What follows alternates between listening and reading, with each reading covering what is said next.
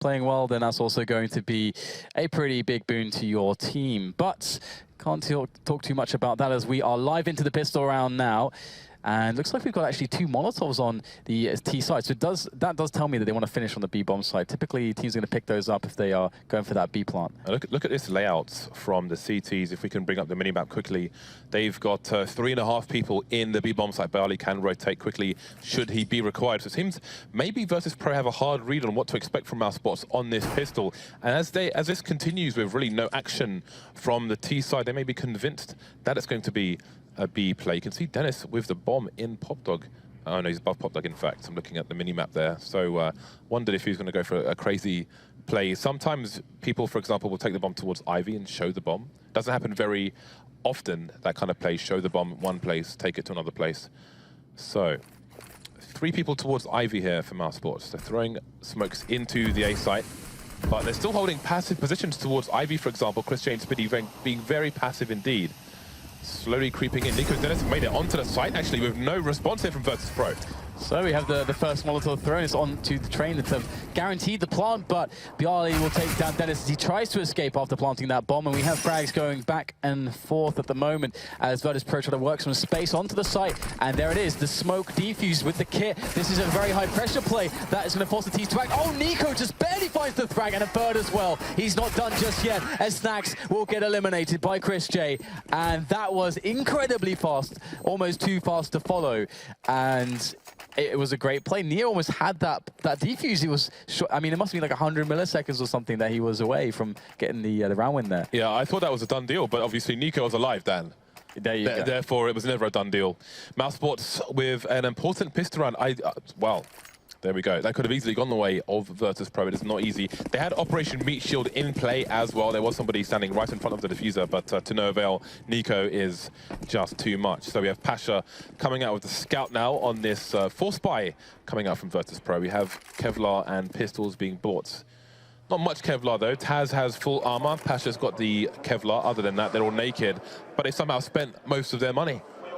So we've got a bunch of players are going over towards Ivy once again. Pasha closing the distance with the scout there, coming in close range, and this might be fun. He's going to get the headshot as well. Can he get more than one? Bit of a tag coming in over to Chris J, so he's done some damage, but there are only 2 Virtus Pro players left.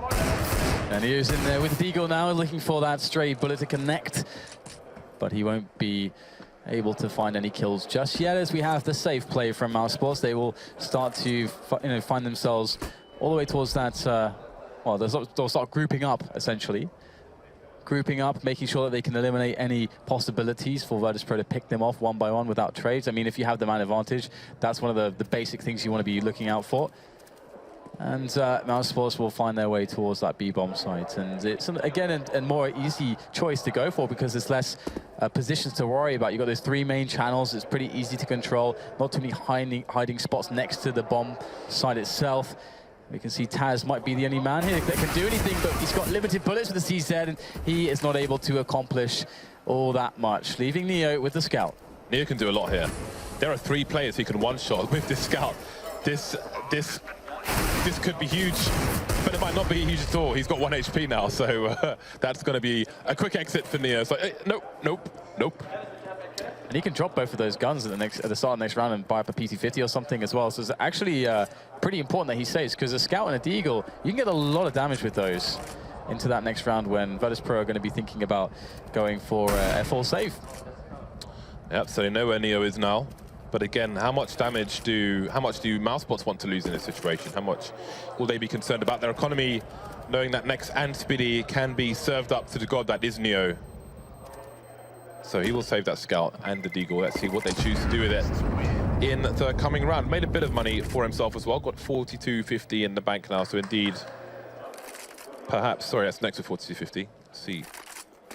Neo's got 26.50, so he could buy a P250 if he wanted to, or just hold on to one of those 2 weapons. So Snacks has been thrown, the Deagle, and I think Neo will continue with the scout. Looks like he's going over to upper B. So we'll see what more damage, if any, Virtus Pro can do before they come into their buy round. Yeah, it's a lot to be done. There is a lot to be done with a Deagle and a scout on a map like this. I'd say that this is one of the easier maps to actually do stuff like that. Then, again, I think one of the worst maps on the CT side, if you're just stuck to like a scout and a pistol, is a map like Dust 2, because the space is very open, and it's very easy for the Ts to find favorable engagements and to avoid you entirely. It's not the case here on Train though. See, Neo might be able to spot ahead if he does get a bit more aggression out of Dennis, but Dennis is staying well out of the way. This is very passive here. Mousesports, one of the big criticisms for them in the past has always been that anti-eco play. They are up against Nico right now, and they're not taking any risks. They're essentially making sure that if there is to be an aggressive play early into the round by Virtus.pro with their lack of weaponry, that they can easily deal with that. But now it's getting a bit late. They've got to make a play, and the move is happening. Yeah, looking at how passive most of the VP players are playing as well, and with 45 seconds left on the clock, this could get difficult for Mousesports as they approach the bomb site here. They need to get some picks before they do. And look at this. Look where the bomb is at the moment. This makes me worry, Dan. We've seen this more than once, and they're going to go for a smoke execute against an eco, Dan, which makes me worry even more.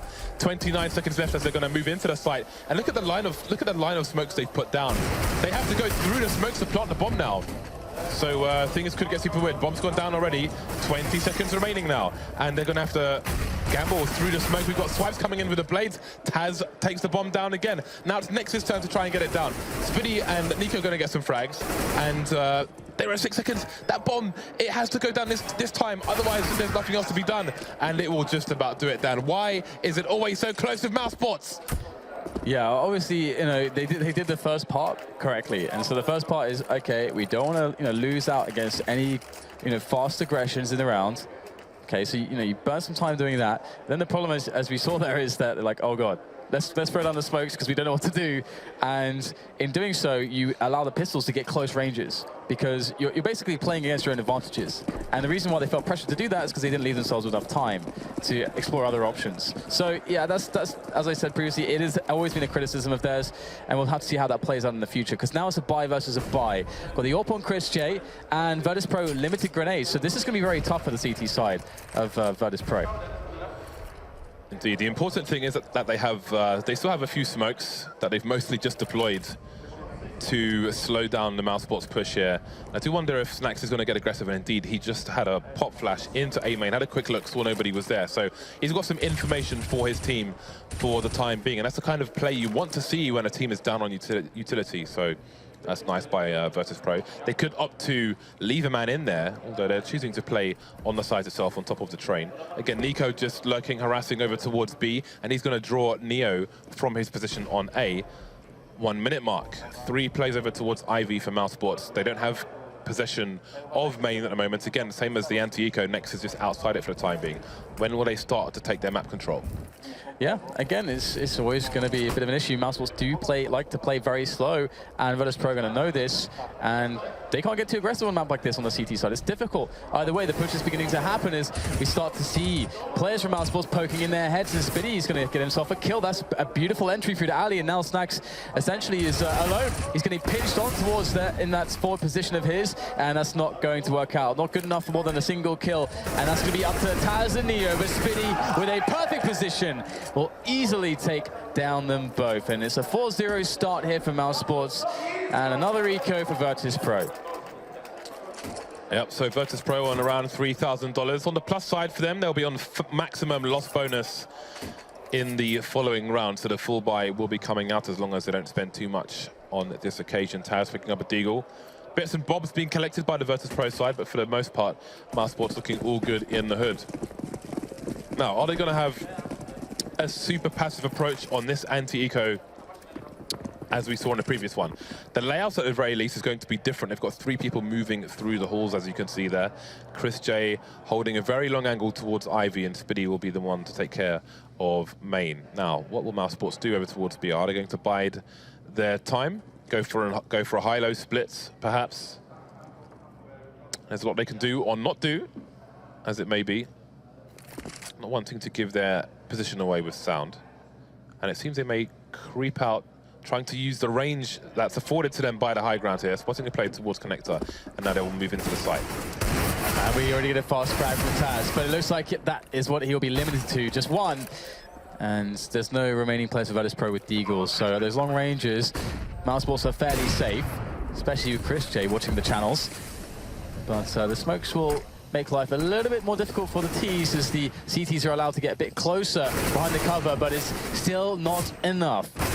NiKo in a forward, in a forward position will be able to combine with NiKo for the frags here. They've really stopped the effort. Snax is going to be getting closer, but without a kit and with so much time gone, there's no chance to win the round. He's going to try to get the damage in, but again, denied by Chris J this time.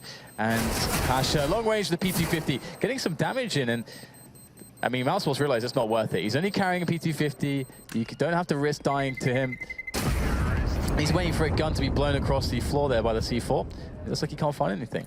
I would like to see multiple AWPs here from Virtus.pro, because for me, the way Mousesports are playing so slowly, I think they could just sit there and hold angles against them, to be honest. So, I mean, it's an option that Snax could pick up an AWP. Neo could pick up an AWP, for example, either or.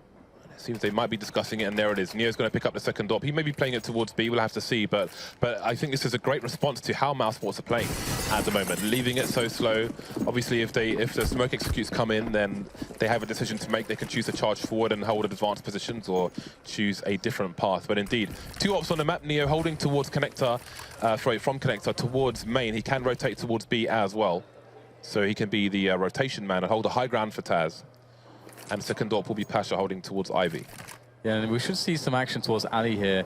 And we'll have to highlight Taz a little bit later. This has usually been one of Taz's best maps in that B position, but Pasha might get himself some love with this AWP. There's the shot, but for Chris J, and not Pasha, he's a bit too slow. And Chris J's anticipation there will pay off, as the early frag has been won by Mousesports. But that's not enough. You have to understand as a team how to play that early round advantage once you've won it. So the first phase has gone well, but what will be in store for us for that second phase for Mousesports? Let's not forget, because Mousesports have Kassad behind them now. I do wonder if he's doing any calling for the team. I know he is the coach. Obviously, right now, NiKo's in a passive position, just holding angles towards B, which would allow him to concentrate more on what his team are doing. But maybe we'll find out a bit later what Kassad's role is in all this. So we've had a rotation away from the Ivy position. Dennis is still harassing over there. And you can see Neo's been drawn away from the B bomb site now because of that pick on Pasha. And now Taz is playing very, very passively, so it might be a retake or maybe even an abandoned chip here from the CTs. Taz moving in now as the clock continues to tick down. No nades flying in towards A. But he's on his own. There's nobody rotating here for the CTs. And the push will come in. There is a lurker towards Ali. We'll have to see first if Taz can hold here and do enough damage to the push, because there's only 12 seconds to plant. Nothing can go wrong. And we have the fast trade frag, so the bomb can, in fact, be planted. But that flank is starting to be a problem now. Dennis is going to be coming in soon. So if the T's can hold the initial ground here towards the bomb, then that should be the round won by them. Neo not able to miss these shots at this point. Snax as well has his back completely open as Dennis arrives. But Chris J will be the one to get the first kill there. And Dennis finally, with that lurk, able to finish off the last player. Neo is dead. 5-0, and it is a good start here for Mousesports. And it would be quite fun to get clarification on the on what Kassad is doing. Is he actually doing a lot of the calling? Is maybe just some mid-round stuff? We'll have to see later on. So Virtus.pro down to around $4,000, and they're going to go for the Force Buy now. They will be limited on grenades and weaponry as well. We've got double mag 7s coming out for Virtus.pro, so it seems they are tired of losing rounds, and maybe this is a play, if they expect a slow round from Mousesports, a passive round, maybe they're going to try and get close and surprise them. But Mousesports going for fast peeks towards the A site. That's going to pay off by Ali going down straight away. There are more players here, 3 players on the A site now, and Taz might be coming in for a bit of a rotation as well. Mousesports changing the pace here, but is it going to pay off for them? Yeah, things starting to get desperate here. Virtus.pro down to 3 men. Neo's up in the action though, gets a quick kill, and that smoke is really helping him out massively as he's a lot of cover to play with, and he's still holding this forward position, but not for any longer as Mousesports are able to come in with all the frags that they need. A very scrappy A-take there, the first that we've seen, but it will go the way of Mousesports, and that is very painful at this point for Virtus.pro. They're already down 7 rounds. And I really feel like we are starting to see a little bit of a desperation start to set in, because the Poles, they know they need to start taking some rounds. They need at least 4 or 5 rounds going in against Mousesports in the second half. Yeah, and I really feel like a timeout might be in order for Virtus.pro here. You have to start to wonder if they're tilted. They're spending a bit of money in this one. Snax has picked up a Nova, which you don't see every day. Can be used towards the Pop Dog area, for example, and indeed he is headed into that position. But, the way Virtus.pro have lost some of these rounds has been very narrow, so the score doesn't really tell the entire story necessarily, but either way, you know, there are problems here for Virtus.pro. Maybe a timeout would just kill the momentum for Mousesports, even if they don't necessarily need it themselves, because 0-7 is really bad on your CT half. I mean, they can still come back into this, and again, Mousesports are gone back to a similar situation where they are playing very passively, but this time they have even less map control than before because they don't have anybody towards B. You can see Neo and Taz are in very advanced positions, so they can go for a bit of a faster rotation towards A, should it be required. And now Nico is starting to look over towards the A position. And even if he takes down Neo or Taz, Snax could come up the ladder and cause them more problems. That is a smart Molotov for that very reason. And the play has to come in, and it will. So let's see if Mousesports will have any initial problems here as they enter. And there you go, the timing works out perfectly for Neo. First frag, he'll win an AK-47 as well with his Kevlar. And there's a lot of pressure on Mousesports now to make this push work. And it's not really going so well. 2 players left in the face of the 4 that still stand for the Polish side as they hold these forward positions. And Spitty, though, able to trade back with 2 quick kills. And Taz is going to chime in there with that Deagle. Surgical precision found onto Chris J, leaving Spitty in for the ace if he wants to save his team in this round, and he can very well do it. Able to get the first frag. As the smoke goes down, he knows exactly what's going on. Big advantage here for Spitty, but he must plant the bomb, and he can do so safely. Punching in the numbers as Taz needs to get it done with the Deagle. Spitty, he has a lot of time and cover to play this slowly. He's got some grenades there as well. Looking for that last frag, but it's going to be Taz with that AK-47, able to swap out for an AWP as well, and that will finally be a round for Virtus.pro. Now, there are problems here for both teams. The problem is in the past for Mousesports in the sense that, again, it's another situation where if things go wrong for them, they don't have any time to give themselves enough time to make the correct decision. They have to just kind of roll with the punches there, and it hasn't worked out. And this could have happened in multiple of the previous rounds. The problem for Virtus.pro is now they've won a desperate 1 round. They're going to buy down and have next to no money left. And if they lose this round, then we may see a 12-3 half here for Mousesports. We have lots of money in the bank. It's definitely a scary prospect. Virtus.pro to get the momentum going. And to be fair, you know, as you said, a lot of rounds earlier were won by a fine line for Mousesports, and Virtus.pro just haven't had many chances to really show their CT side on train, which historically has been pretty powerful. So they've always been a pretty decent train team. But here we go, fast round now for Mousesports, switching up the pace a little bit, getting a Dennis in the 4th position, but quick incendiary to delay them ever so slightly. Maybe that'll make the difference. The Snax is going to get 2 frags, and this push is being completely crushed. Just 2 men left now, and nothing done. The bomb has been lost. It all seems so hopeless. The question is the key in the ignition? Well, maybe not just yet here for Virtus.pro. Spitty has 2 more players to find, and even if he can't win the round for his team, the damage he is doing is colossal. He still has a minute 10 on the clock as well. And as that clock continues to tick, Virtus.pro are going to have to start wondering about their backs, but they will survive the test. 2 players surviving, they'll take the round, but again, Mousesports can come back at them with another buy. So there are still more financial problems here for Virtus.pro, but again, is the key in the ignition here? Is the plow activated? They can still win this half. They can still go 8-7 in this half. That's possible. Yeah, but as so much damage was done, the danger really is that they can't afford to lose this one. If they want to have that strong comeback, they can't afford to possibly lose this one. Obviously, there's always a chance, no matter what kind of buy you have. But if they want a good chance, this has to be the round where they shut it down. And Mousesports, they will know that as well. So it's going to be interesting to see what kind of strategy they choose. We'll get a bit of pressure here from Nico in towards the secret area, the upper part of the B-bomb site. Just to keep some presence there, so Virtus.pro are always guessing it. And you do have to do stuff like that, because you want to keep Taz honest. Taz always can manage to find really good timings to go for a flank from B on the CT side. So you want to make him doubt himself in that sense by just showing that presence. But now the play will come in towards A for Mousesports. Yeah, well, the smokes have, but they haven't committed. They haven't moved into the site just yet. There are 3 of them around the Pop Dog area. Are they willing to push? That's a question. Making doubly sure with lots of flashbangs here. Starting to move in now. Bialy's on the bomb train, though, and he'll get himself 1 frag. Bomb being planted with a minute on the clock. That's unheard of here from Mousesports. Maybe that's going to cost them their lives. 2 players remaining here for the Mousesports team. They need to get damage in to this CT side. Just Spitty remaining now, and he can't get a single frag. That is a perfect round for Virtus.pro. Not a single man goes down. Another round on the board here. And now now they have some good momentum going, and the money is running out for the T side. Yeah, we get a pause straight away, which is good to see. And I mean, that strategy there, you've got this situation where it's almost to me like a little bit of a lack of respect going in against Virtus Pro, because they're saying, all right, we can just go for that blind plant. I mean, pretty much every team these days knows how to stop that. Like, you have to have some extra grenades. On the previous tray map, we saw, you know, the Molotovs going into position to stop the angles from which you can shoot through the smoke as the CTs to kill the guy planting the bomb. You know, like little details like that is what you have to do at this level. And we saw Mousesports basically waste a player by just going for that and just kind of gambling that maybe, even though 5 players were alive for Virtus Pro, that they would be, you know, spamming that spot. So that to me, you know, shows a little bit of a lack of either drilling or thoughts, and a real in for Virtus Pro. So you can see, well, you'll see on your screen at the beginning of the round when we go back into the game, the pick 'em predictions. Mousesports 29% at the moment. And that's why I don't do pick 'em, Dan. I don't want any bronze trophies. I think I have a bronze Bloodhound badge, bronze or silver, and that's it. Everything else must be gold, Dan.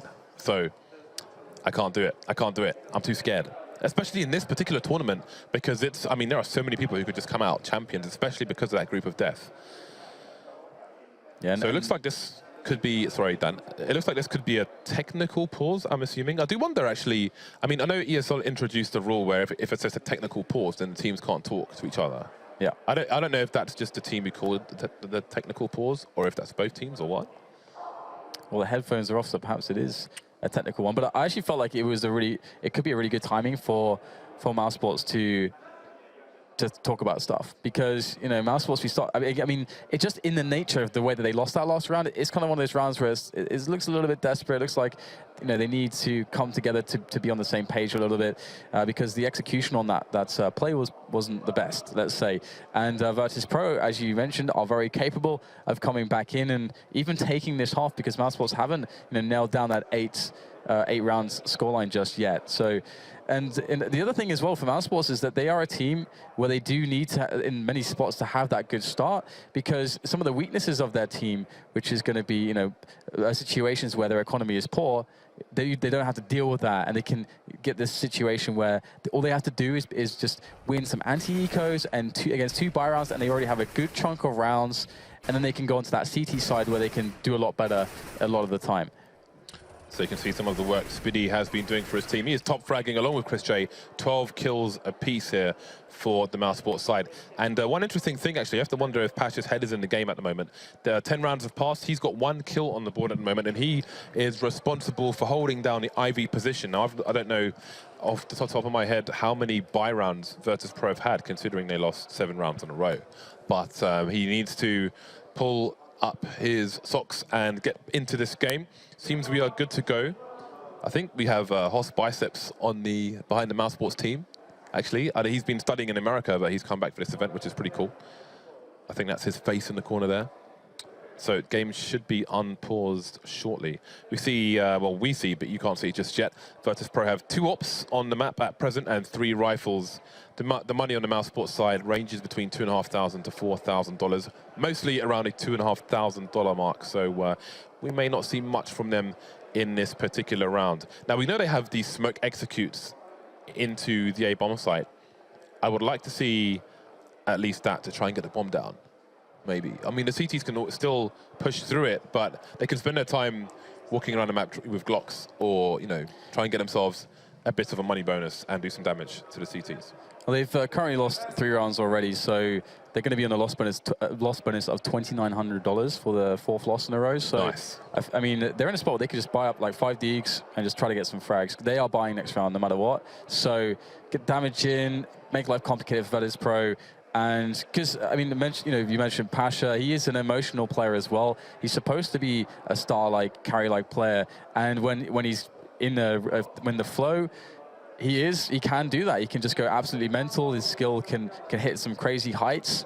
And he needs to get the ball rolling. He needs to start getting those frags to do that. He's one of those guys that will power up the more confidence that he has, as opposed to delivering, you know, much more steady, rock-like performances. And the double orb setup, as you mentioned previously, is a good go-to against Mousesports. So now VirtusPro have an economy somewhat secured. I feel like they have a really good chance here. It is just that danger of this round. If Mousesports can get a lot, like maybe kill 3 or 4 players, that would be basically the worst case, I think, for VirtusPro. Nico's hair's pretty swag. I just want to say that. But it seems he's still having an issue with his computer.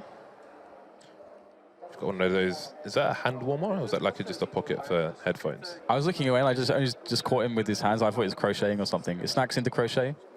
Okay, no, it's definitely not crochet. No, it's a headphone. It's a little case holder thing. Little case thing. But normally you see players fiddling around with hand warmers as well. Always good to come in with warm hands. There are exercises. I think there's a like a JPEG somewhere which has a number of exercises you can do with your hands to try and warm them up faster, should you need to, for if you're playing a game, you know, or a tournament or something.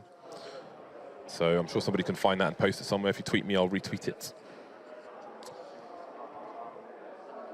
So Nico's good one to watch for the decision-making that he takes, because some players take more decision-making based off their skill, and some take it more based off of just smart play. What is like the most consistent play here? You know, how can I most outsmart my opponent? And that's kind of more what I would see from Neo, as opposed to if you take like a Simple, who's just going to do ridiculous stuff because of his insane raw talent and his instinct. It works, and that's very hard to replicate as someone trying to learn the game watching demos. You can't watch Simple demos and be like, I'll do that. That doesn't really work. Yeah, I would not recommend that. Same for like a JW style player, you know, bouncing around onto short on Dust 2 and just shooting people in the chest and just jumping away to go into Smash for Flowers while the rest of your team clean up the remaining players.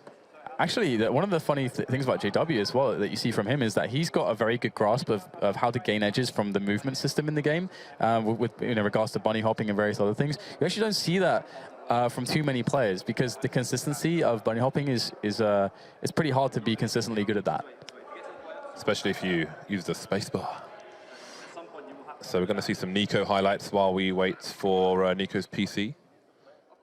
Oh, we have doubled the admins around the chair, Dan.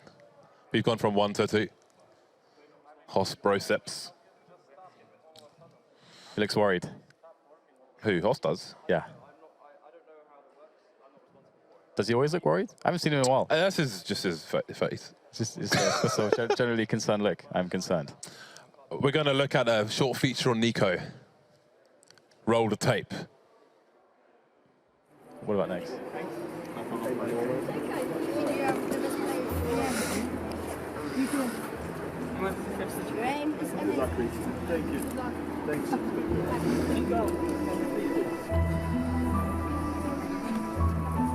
I don't like my interviews because, first of all, I think that my English is not good enough, and that's why I'm not feeling comfortable in doing it. So I don't know. That's it.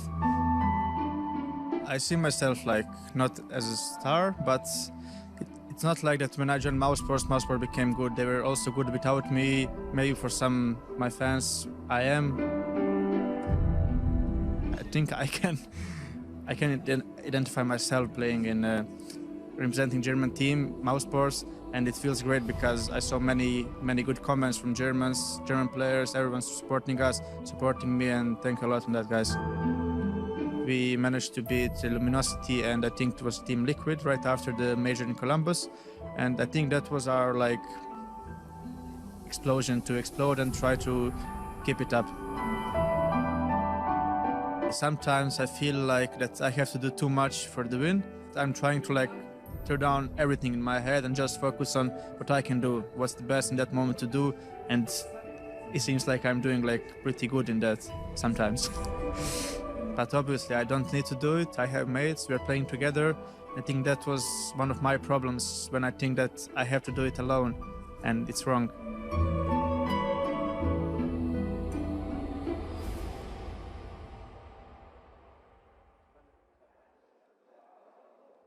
Well, he hasn't done it alone so far in this game. Obviously, Chris J and Spiddy have been putting in work. And I think Chris J is an interesting point of discussion as well. I did see a thread on Reddit, which means it must be true, obviously, that on his stream, he's kind of alluding to Oscar potentially replacing him in the team. And if that is an option, if there's any truth to that, you have to wonder where his head is in the game. Does that give him renewed focus? All right, I need to, make sure that I give them a reason to keep me here, or does that kind of cloud your judgment and put you on tilt? Well, and maybe he just wants something new as well, because this Mousesports lineup has been trying to make it for quite some time, and actually right before this lineup was a thing with Chris J and Nico and Nex. I mean, everyone's like, oh, if you just got all those players together, they can just finally play. You've got so much skill. They finally have all the pieces that have been missing. And of course, previously we had God B, who was there as well, and to lead all these players and try to get the most out of them. And it just never quite clicked. It just never seemed to quite click. And they've had issues with consistency. They've had issues with having an in-game leader. I mean, Nico, the star player, has been doing a lot of the in-game leading previously, and we could see that was some of the weakness for the team. It was the structure. It was the understanding how to coordinate as a team in some of the mid-round situations and the anti-ecos. These were some of the biggest problems for them. So perhaps, Chris J wants a bit of a fresh start, and Oscar, he's a hungry player. He's actually been around for a very long time, but he actually kind of feels like an up-and-comer because we haven't seen him in a really, really solid top 8 team at major events just yet. Mousesports, one of the 2 teams who had the longest game at a major, at a previous major. And now they might have the longest pause then. We'll see how long it takes. We were told that the game should be unpaused in 1 or 2 minutes, but the problem is, you never know. If they say the problem's going to be fixed in 1 or 2 minutes, then for me, it's almost never going to be 1 or 2 minutes. Because if you knew how to fix a problem within that time scale, you could probably do it in 20 seconds. So Dan, we may be here for a while yet. Although he's putting his headset back.